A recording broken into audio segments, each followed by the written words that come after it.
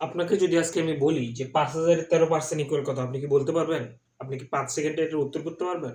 উত্তর না করতে পারলে দেখেন আজকে আমি দেখাই দেই ৫ সেকেন্ডে কিভাবে আপনি এটার উত্তর করতে পারবেন। দেখেন, প্রথমে ৫,০০০ এর ১৩%। তো আমরা জানি পার্সেন্ট মানে কত? পার্সেন্ট মানে মনে রাখবেন ১/১০০।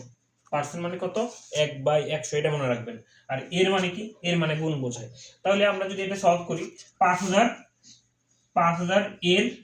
এর মানে গুণ আর ১৩% তার মানে ১৩ ইনটু কি 1/১০০ পার্সেন্টের জায়গায় ১০০। তাহলে ক্যালকুলেশন করলে কত হয়? ১৩ ৫ কত হয়? ৬৫ হয়। ০ এই ০ বাদ, উত্তর হবে ৬৫। উত্তর হবে ৬৫। ঠিক আছে? ০ ৬৫০। আবার আপনাকে যদি বলা হয় ৫,০০০ এর ১৫% কত?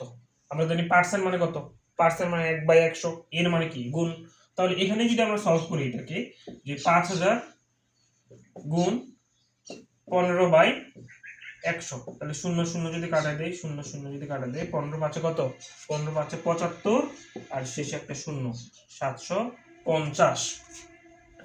এখন এটা আপনি করেন। ৫,০০০ এর ১০% ইকুয়াল কত?